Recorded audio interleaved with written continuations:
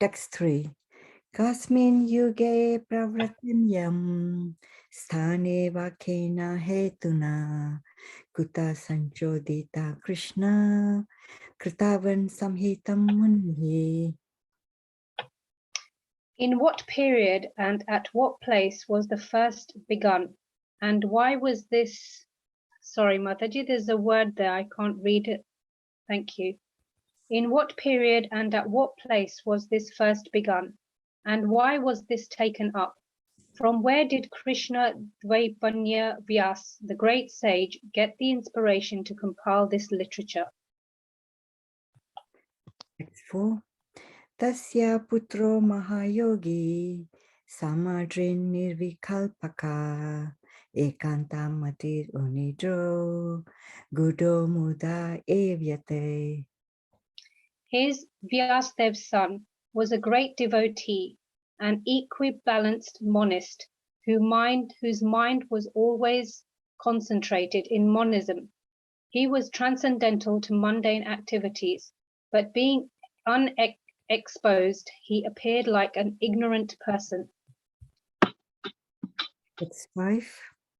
Drashtvanu yantam rishi atmanam api anagnam devyo hirya paridadurna sutasya chitram tadvikshya prachati munau jagadustavasti stripum vidanatu sutasya vivikta drishtaye.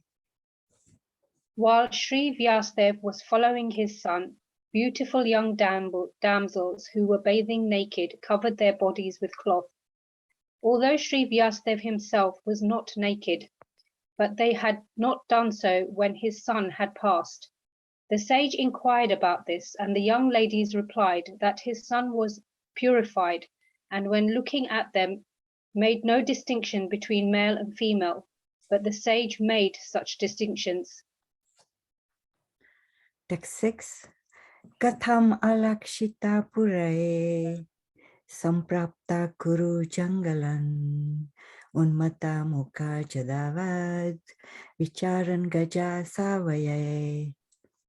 How was he, Srila Sukdev, the son of Vyasdev, recognized by the citizens when he entered the city of Hastinapur, now New Delhi, after wandering in the provinces of Kuru and Jangala, appearing like a madman, dumb and retarded?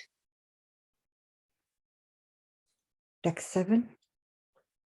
Katham va pande vyashyasya rajasir munina saha samvada samabhut arata yatrasya satvati srutihi.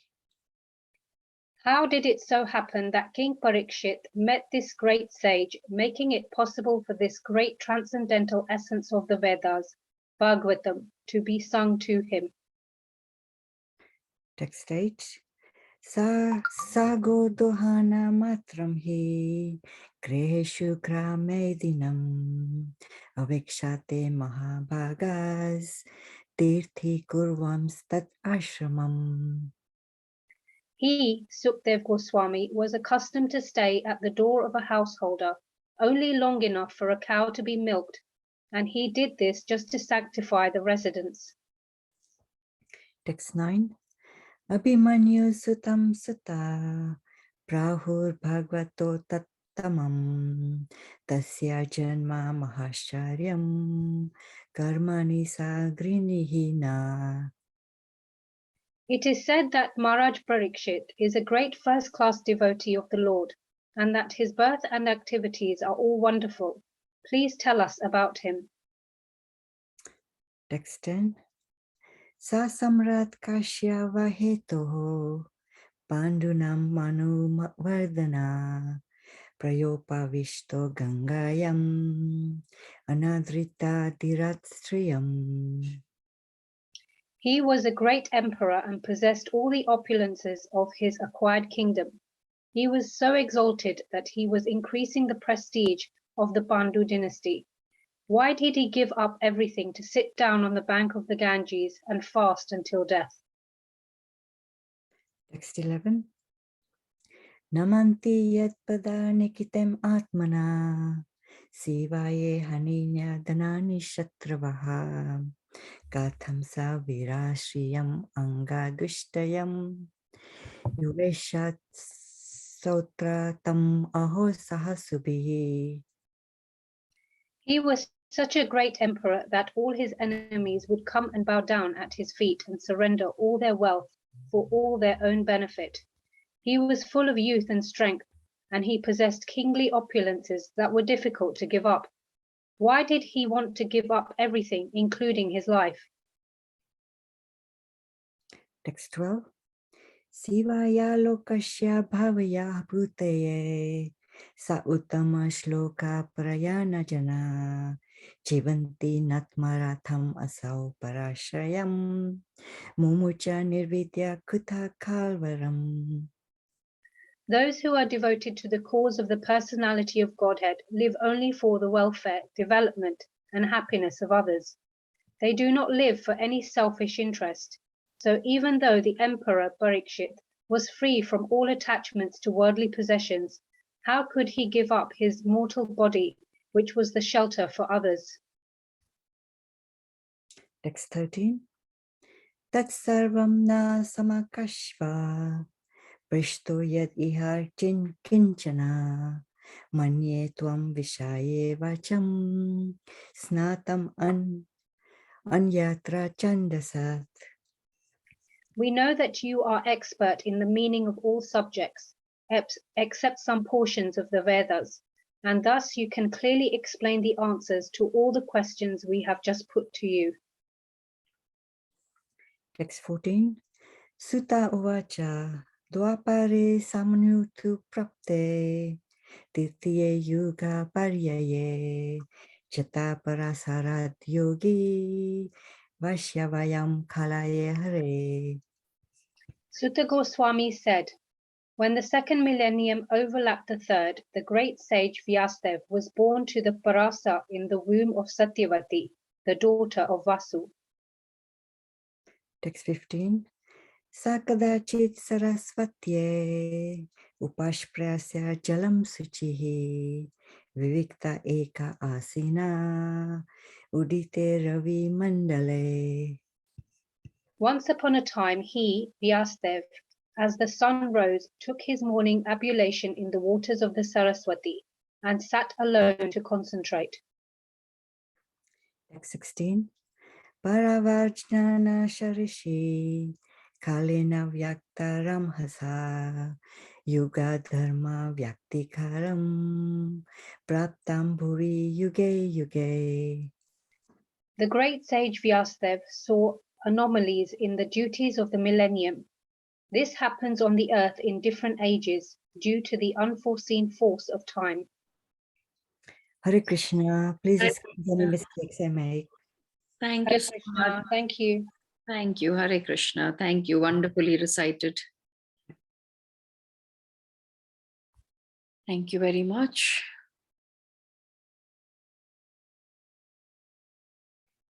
And thank you all for coming. So we will continue our journey of studying the Srimad Bhagavatam.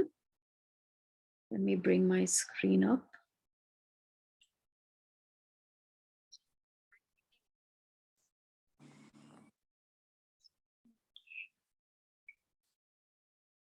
Okay. Right. So today we are doing verse number 6, chapter 4.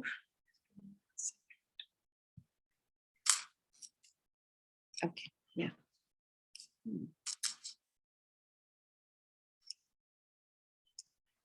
Before we start, we'll recite our prayers. Narayanam namaskritya naram chaiva narottamam devim saraswatim vyasam tato jayam udiraet. Before reciting the Srimad Bhagavatam, which is the very means of conquest, one should offer respectful obeisances unto the personality of Godhead, Narayan, unto Naranarayan Rishi, the supermost human being, unto Mother Saraswati, the goddess of learning, and unto Srila Vyasadeva, the author. So today we are doing verse 6, Canto 1, chapter 4. The chapter is entitled The Appearance of Narad. Katham alikshita paure samprata kuru jangalam unmata mukha jadavat vicharan gajasahvaye. Translation and purport by Srila Prabhupada. Srila Prabhupada ki jai. How was he, Srila Sukadev, the son of Vyasa, recognized by the citizens when he entered the city of Hastinapur, now Delhi, after wandering in the provinces of Kuru and Jangala, appearing like a madman, dumb and retarded? Does anybody want to read the purport? It's quite a small purport today. Please, Mataji, may I? Yes, of course, Santosh Mataji. Thank you. Purport. The present city of Delhi was formerly known as Hastinapura because it was first established by King Hasti. Goswami Sukadeva, after leaving his paternal home, was roaming like a madman, and therefore it was very difficult for the citizens to recognize him in his exalted position.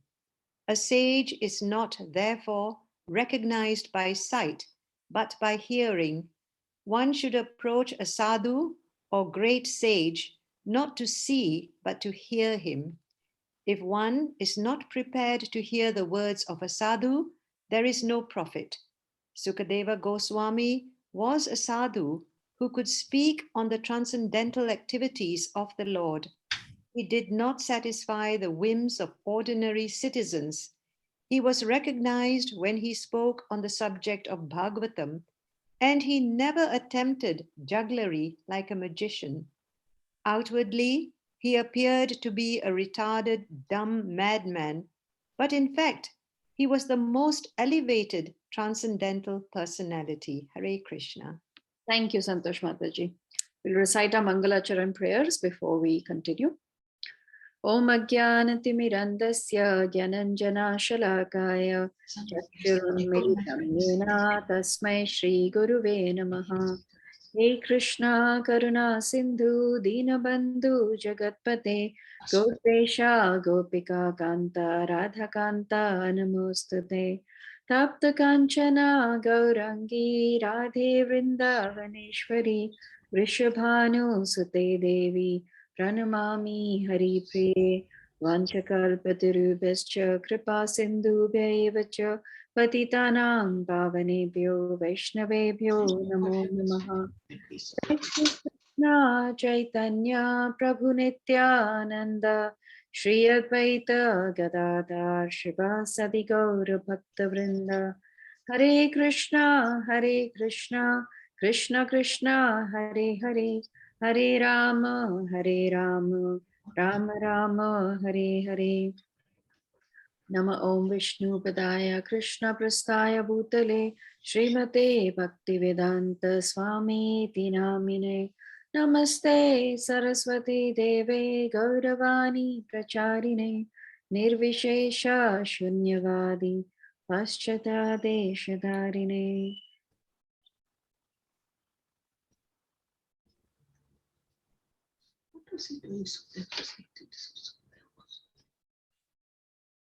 Okay, can I request firstly everybody to mute yourselves, because otherwise we have background sounds coming and then it disturbs. Okay, right. So very small purport, but this is a very, very instructive verse. So till now, what we have seen in this section in the 4th chapter is that Shaunaka Rishi is asking questions to Suta Goswami about the Srimad Bhagavatam. Where was it written? How did it come about? You know, all these kinds of inquiries about the Bhagavatam. And in today's verse, the question being raised is, how was Sukadev Goswami recognized by the citizens? Because he externally appeared like a madman, dumb and retarded, as you can see from the translation. So the question being asked is, how was he recognized? Because externally, obviously, the appearance was like as if he was a madman. So Sukadev Goswami was an Avadhuta. He appeared like a madman, but internally he was completely absorbed, completely situated in his spiritual nature. Similarly, how a madman is not aware of the externals of the world around him. The same way, even Sukadev Goswami was roaming around with no clothes on. He had no awareness of his surroundings and he appeared as if he's completely out of his mind.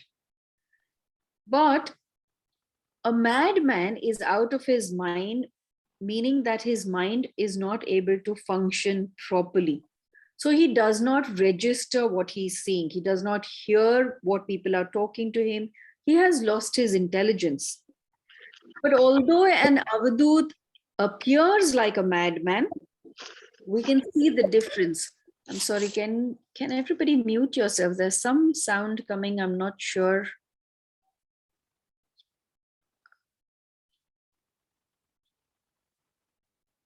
I'm not sure who is that sound coming from. So I can only request because I can't see anybody, but there is some sound coming. Anyways, okay. So yes, although an Avadut and a madman may look externally like the same, but there is a huge difference. And the difference is that Avadut also cannot relate to his surroundings, to this material nature. But a madman and an Avadut are completely opposites.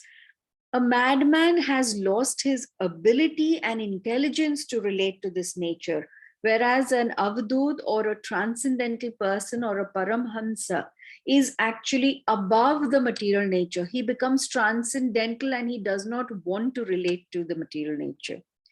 So in simple words, one can say that a madman cannot relate and an avadut does not want to relate. So there's a difference, right?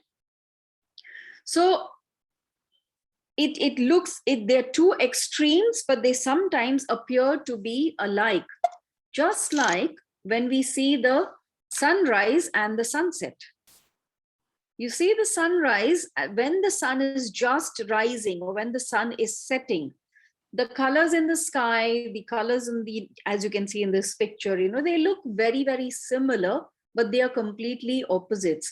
And the same way, an avadut and a madman externally may look very, very similar, but they are completely different.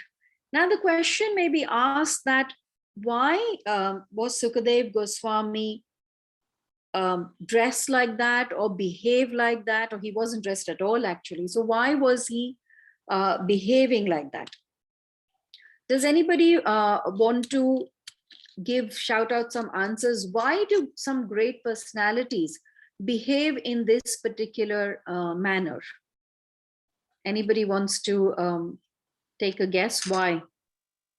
Hare Krishna, Madhu Kumari. Yes, Palika Mataji. Please accept my humble obeisances. Yeah. Just my understanding is that because they are beyond body level, they are on the completely, as you mentioned, transcendental.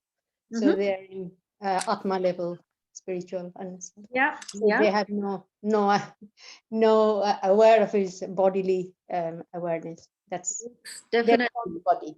Yeah. Definitely, yes. One reason. Any other reasons one can think of? Hare Krishna, Mataji. This is Sakshi. Yes, Sakshi Mataji. Yes. Another reason could be because they are completely surrendered themselves to the Lordship, and they have accepted that whatever it is, they will live by it. So they are not expecting anything from anyone, or and they are living as it is. So they are not oblivious if it is day, night, or they do not understand or understand any needs, basic needs of food, water, maybe. But beyond that, they have no expectations, basically. And they're living by it. Okay, that's good. Any other points anybody would like to make? Hare Krishna, Mataji. They don't want to basically mingle with mundane. Yeah. So Yes. this is a way of effectively not Yes. Correct. keeping away from the mundane encroachment. Yes, yes, yes. Thank you, Prabhuji. There was another voice I heard before this. Hare Krishna, Mataji. Yes, Prabhuda Mataji. Is it that something, Mataji, that they see the diamond and a piece of glass with the equal eye? For them, there is no value for any of these things. So whatever is in front of them, it doesn't matter what it is, because they are so elevated that they see everything with one equal eye. And for them, there is no material value. Yes, yes. So all of these reasons, of course, are all correct. They are just aloof. They are completely absorbed in Krishna Katha. They are genuinely humble. So it is not that, they are pretending to be how they are. They are actually genuinely humble, completely absorbed in Krishna. And like Sailesh Prabhu said, they just don't want to be disturbed.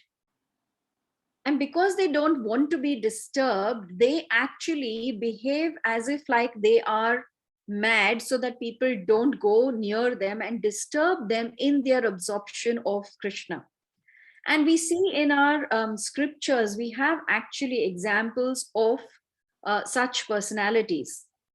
And that is why in the Purport Prabhupada, very, very nice statement, very important statement, that a sage is not recognized therefore by the externals or by how he looks.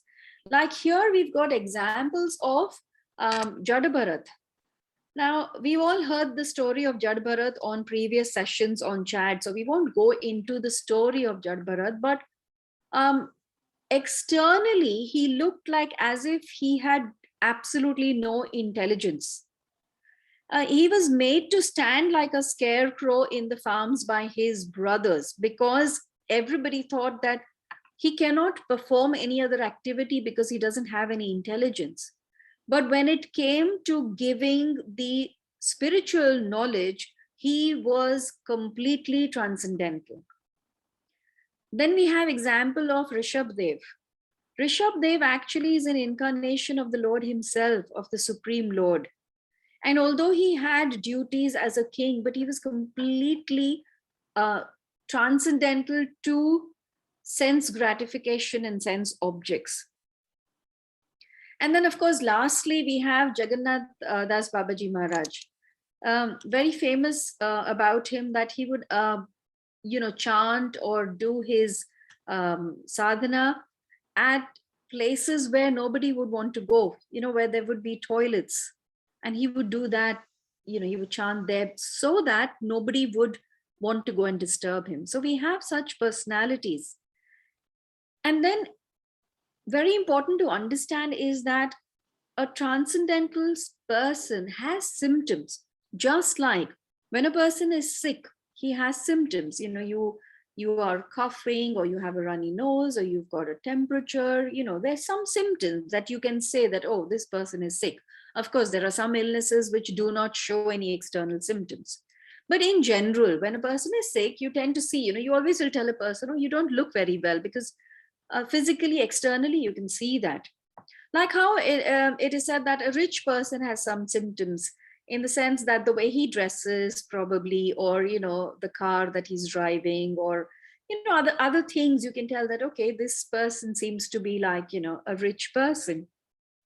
Same way, a transcendental person or a sage or a Krishna conscious person also has symptoms. And what are those symptoms of a Krishna conscious person? A person who is Krishna conscious, a person who is a sage, will only speak Krishna Katha, will only glorify Krishna all the time, because there is nothing else that he is interested in, or there is nothing else that actually demands his attention. He has completely transcended all of his desires. He does not desire anything for himself. And thus he is fully absorbed in Krishna. He is fully absorbed in Krishna Katha. And the citizens of Hastinapur could recognize Sukadev Goswami as being one such sage.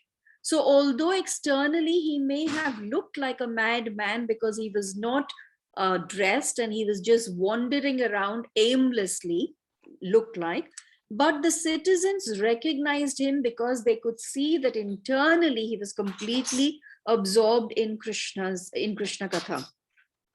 So a sage is not recognized by the robes that he wears or the beard that he has, or or whatever else that he may externally have or not have. What we are attracted to in a sage is by what he has internally, by the content that he has. Okay. Now then, from this verse, something that we can actually, quite a few important things which we will come to later when we are concluding, but very important question to ask is, how can we also transcend this material nature and the desires? It's not very easy, but there is a process, and we all are following the process, obviously, by chanting and by, performing devotional service. But the most important thing, or one of the most important thing, is that we have to understand our own identities. And from a lecture that I was listening to today, Prabhuji said that we all have 3 identities. The first one is the bodily identity. Now, all of us, we identify ourselves with this material body that we are in. And obviously, it is an identity. You cannot deny it. You may understand it that it is temporary, but you cannot deny it. And if we have this material body, then we have needs. The biggest need of the body is the need of the tongue. I want food. I want to eat. And you have to fulfill those physical needs, right? Then you have the identity of the mind, or the gross identity. Beyond the physical, then you have the gross identity. And the gross identity of the mind needs love, respect. It needs all these things. I want to be loved. I want love. I need love. If you see, even a child, unless he is given food and love, he will not have a proper, full, how do you say, his needs being fulfilled and grow up to become an individual who is, who is stable. So yes, the physical needs are important, the gross needs are important, and we have to understand these identities. But beyond that, there is the real identity, which is of the soul. Understanding that I am this soul, understanding that although I am engaged in this body, actually my real identity is that I am this eternal soul. And that is the reason why I'm eternally looking for bliss and love, because that is the nature of the soul. So once we actually come to an understanding that there is a physical and gross body, and then there is the real body, which is the identity, slowly what happens is, when we come to that understanding, then our physical needs and our gross needs will start to reduce. See, with our first identity, which is the physical or bodily identity, I want food, I have physical needs. With the gross identity, I want love, I have gross needs. The moment I start to identify with my soul, it changes to where, rather than wanting things, I want to give. I want to give to the people around me, and over and above, I want to give to Krishna, with whom I have my eternal connection. And we can actually experience this real peace when we come to this understanding that when I start to live on the level of the soul. a verse from the Bhagavad Gita comes to my mind. I don't remember the Sanskrit, but the English is where, the explanation is given how the tortoise can withdraw all its senses and go within itself. Unless we practice that and we learn that we stop, we live in the material world, so we cannot completely stop our desires. But if we transcend our physical needs, our gross needs, and start identifying more and more with the real me, which is the real soul, which is the real identity for myself, I will not be able to transcend this material thing, this material nature. We've got examples of personalities who have done this, but that does not mean that we can imitate them. We can only try, but at least we know the steps for us. We know what we have to do. But like I said, we cannot imitate. And I just want to tell you one story of this, how this is a story of king, his name I forget. I just researched the name. It's starting from A, but I can't remember the name. So this is the king of one place called in the south of India, where Rishabh was traveling. Rishabh was transcendental, and when he was traveling, he behaved like Sukadev Goswami, but he was actually did not have any clothes. But the people of that region were completely in awe of him, and they were offering him so much respect and so much love. Now, the king of that particular region, I'll get the name in a bit, but yeah, the king of that particular King Arkat. King Arkat. I think it's Arthak, yeah, but I can't remember. Pronounced like that, and I'm not sure, but yes, it is from A. But yeah, thank you. So he thought that if he imitates Rishabh, then his citizens will also give him respect, and so he decided that he is also going to walk around with no clothes. The story over here is being told so that we can understand, or that is not what will give us our real identity or our real understanding. What we have to do is we have to stay in our own position, in our own state. We don't need to copy anybody. We don't need to be in their shoes in that sense. We need to aspire to identify our true self, but not become them. And all of us being ourselves, we can still reach this place where we can perform pure devotion to Lord Krishna. And once we reach that place, then we will have true peace and happiness. So these two verses, verse 5 and 6, actually are teaching us very, very important things. Verse 5 showed us, I'm going to just stop sharing the screen here. Yeah. Verse 5 showed us how a sage looks at everybody. See, the verse 5 said, and the question was asked when Vyasadeva saw the ladies, in the pool and in the water, and they then covered themselves. And then Vyasadeva asked, you did not do that when my son passed. And the lady said, because your son did not see us as male or female. So a transcendental person or a sage sees the soul in everybody, does not identify as a person as a male or a female. That is how a sage looks at each and everybody. And then in this verse, what we are being taught is how we understand a sage. How can we identify a sage? So a sage is recognized by his Vani. You cannot recognize a sage by his externals. You can recognize a sage by his speech, by his absorption in Krishna, by what he is speaking. So the Vani is much more important. Shravanam is much more important than the darshan or the physical presence of the sage. However, the physical presence is also important. It is not like it is not, but it is said that Shravanam is much more important. And that is why Prabhupada always spoke about listening. Connecting to your spiritual master is by his speech.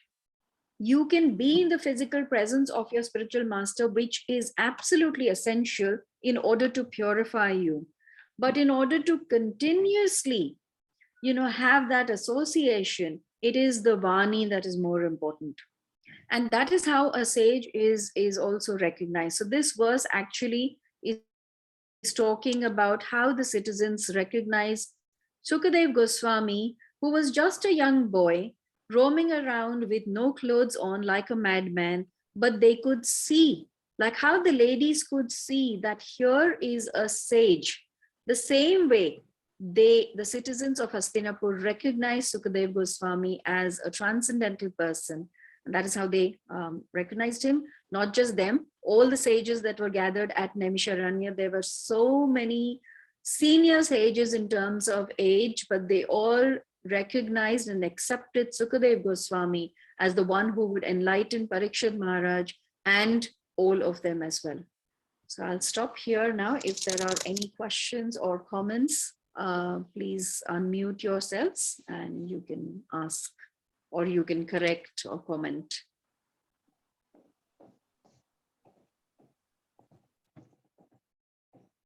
Okay, there's complete silence here. Seems to be no questions on this. Oh, sorry, there's one comment here where it says about the transcendental people. They are humble and not show off. That is so true. They don't need to show off anything because they don't care.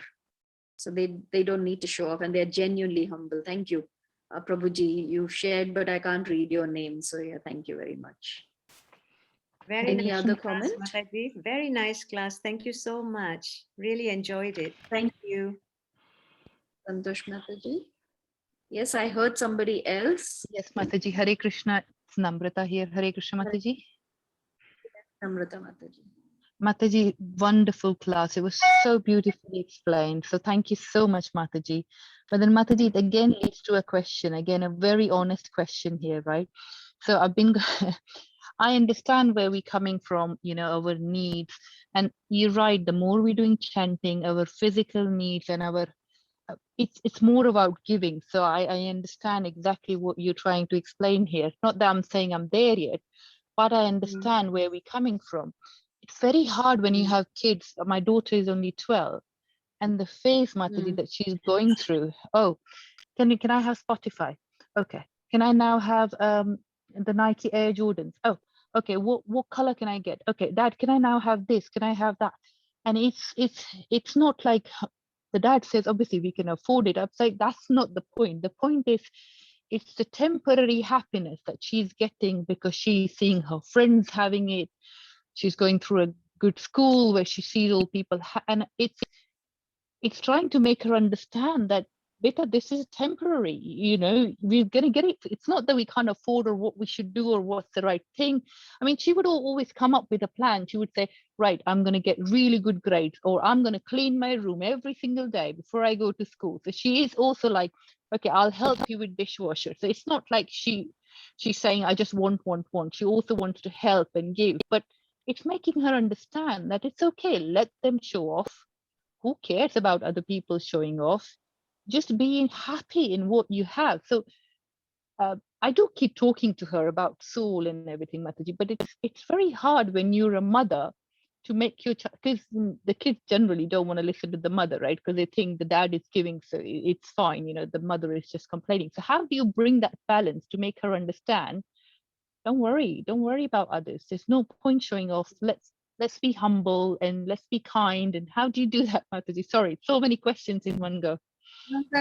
No, actually, you don't have so many questions. I would put it down to all one question, but my answer, and it could be a bit harsh maybe, but Namrata Mataji, the fact is that are we all not, and I'll be completely honest here now, if I was at that stage or if you were at that stage, wouldn't we up ourselves and go to a small village in India and live a simple life? Now, are we doing that? And if we are not doing that, why are we expecting our 12-year-old child to do it? I'm sorry, I'm being a bit, But the fact of the matter is that I am in this material world. I have chosen for whatever. See, the thing is, you and me, let's say, for us, or let's say my journey, I have come to Krishna consciousness very late in my life. So I have already built up a load of things which I cannot suddenly give up. I can't do that. I would love to, but I also have my duties and responsibilities towards my children, who in the initial phases of their life, I brought up in a certain way, in a certain standard, whatever that is. And suddenly, just because I have now become Krishna conscious, I ask my children, well, this is what it is going to be. And we are going to live like in a cottage made of mud and grass. But that's not going to happen suddenly. So I don't know if my answer's coming across as a bit harsh, but what I'm trying to say is that we are all on this journey. So is your daughter. You're lucky that she's 12. You are able to influence her, give her this knowledge. But also bear in mind that Krishna is the controller. He is holding the strings for her as much as he is holding the strings for you. And as a mother, yes, you can try, give her all the values, and trust me, these values will stay with her. And when it is absolutely essential, they will come across and you will see them. But right now, she's a young child who is obviously getting influenced by so many things around. We get influenced even at this age, So I think you should not worry so much about her. You're doing the absolutely right thing, Namrata Mataji. You have said to me that you actually sit and read the Bhagavad Gita with your children every single day. I never did that with my children because I hadn't come to Krishna consciousness at this age or when my children were that age. Are you there, Namrata Mataji, Thank you, or have I Mataji. lost Yes. you? No. It just made me thinking. Thank you, Mataji. Okay, so I would let her do what she wants to do. She'll come back. there's obviously a limit, but I know of so many devotees, and I'll give you examples of my own mentors. They said to me that they were in Krishna consciousness. They've been in Krishna consciousness for more than 25 years. So obviously they came to it when their children were young. So the children took to it because their parents were there. When they came to uni, they just went all out. They rebelled. They did all kinds of things. They did not stop at anything. But eventually they did come back. They did come back. I'm not saying it'll happen to everybody. I'm not saying it'll happen to all children. But bear in mind that every individual soul has an independent relation with Krishna, and they all are on their own journey. All we can do as parents is give them the right atmosphere, show them what we are doing, the right things. The best preaching is by showing what you're doing, and then leave it. Leave it. Let's not force things on anybody because love cannot be forced. Understood. Okay. Thank you, Mataji. That was very clear. Hare Krishna. Hare Thank you. Krishna. Hare Krishna. Hare Krishna, Jolie Mataji. I would like to share some of my experience in life about that. I am so Yes. sure that people do come back from the roots that you watered and nourished and nurtured. It comes back to life. And I think the concrete base is there. It's just that they have to have that rebellion at the age because their parents are having it and they don't want to miss out. But when you're young, you want to explore, you want to know what the world is about and how you can actually use that in your life. And it's good experience, it's not bad experience. As long as you get that opportunity to have that freedom and realize it does not reap good benefit. The happiness inside is in a turmoil and is not able to register and make you feel good. So they learn from it. It's good learning. Yeah. It's really good. And I tell you, it is total evidence in my life when I witness it with my friends and all the people I work with. And if you instill good, decent behavior, it might not register straight away, but it will show itself later on. And that is the truth. I'm I sorry. totally agree with you. Yeah.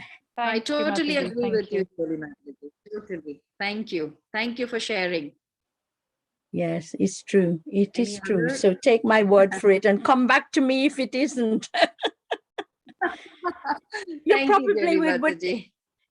it might be is not your favor to witness it soon enough, but it will come. It will come, and you have the faith, and you see it happening, and you think, where is this coming from? How come? It's little subtle thing that will bring it back to you. Thank you. Thank you. Any other questions or comments, May I ask corrections? something? Yes, Chetna Mataji. It's just a slightly unrelated question. Is there any difference between being religious and being spiritual? Because often I think this question does come about, or not question, but the comment does come about where people say, oh, I'm not religious, but I'm spiritual. What about you? And it really confuses me because I don't know if it's the same or if it's different. So my response is, if you're asking me if I believe in God, then my answer is yes, but I don't know the difference between the two. I'm not qualified enough to answer this question, but I will just share my understanding of it. What happens is sometimes we, being religious or following a certain religion, we tie ourselves up too much with the corresponding rituals that come along with it, or with the corresponding performances that you have to do. Whereas being spiritual is something where obviously you have a connection, knowing that I'm not this body and I'm a spirit soul. And for a spirit soul, then actually there isn't one specific religion that one follows, because a spirit soul is just connecting to the supreme being. So that, in my understanding, is the clear distinction.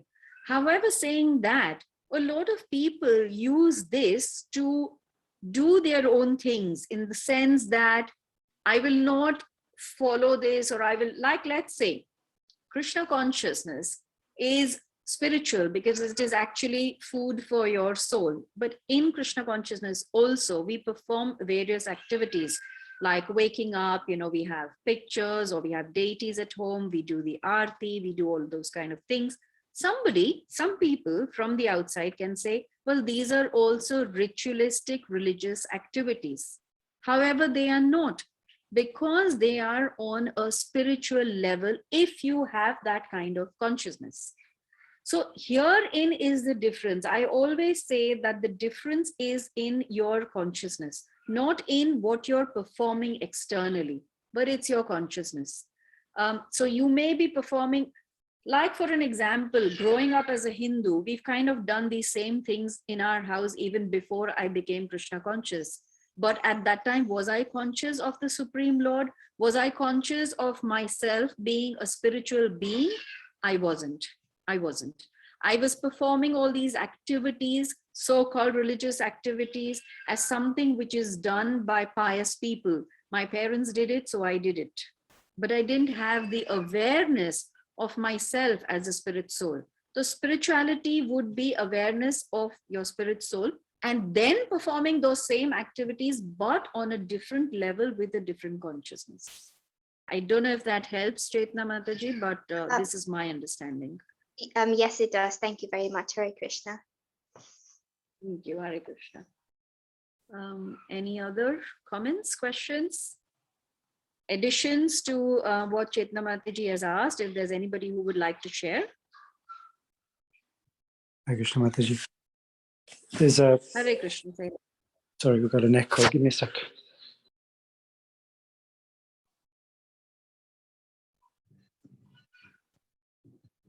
Sorry, can you hear me? We could still hear you. Yeah, the spirituality, I think there's a modern fashionable movement of spirituality which is absent of any acknowledgement of the Supreme. That is not spirituality. I think the one's relationship with the Almighty has to be at the center of spirituality. If that's not there, then it's not really spirituality. It's some sort of pseudo pretend spirituality, and there's a lot of that with the modern rise in yoga, etc. So I think for Chetna Mataji, there's someone who says they're spiritual but not religious. There's a vacuum of understanding there.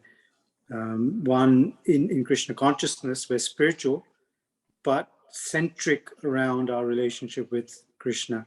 If that is not there, then it makes a complete absurdity of claiming yourself as understanding your soul, but not understanding the relationship with Krishna. So there's quite a fundamental and quite a profound difference with the kind of the modern, kind of the trendy spiritualists compared to authentic spiritualism. So there's quite a big range of explanation there, but I think it needs a slightly different, deeper understanding. But that's my little offering to your wonderful answer, Mataji. Sorry. Oh, wonderful. Thank you, Prabhuji. Thank you. That was Thank really good. Thank you. All right. If there are no more questions or comments, we can end here. And all being well, I shall see you again next Wednesday. Thank you so much. Vanchakalpatarubhascha kripa sindhu devivaccha patithanam pavanebhyo vaishnavebhyo namo namaha anantakoti vaishnavebhyo jai. Bye. Hare Krishna.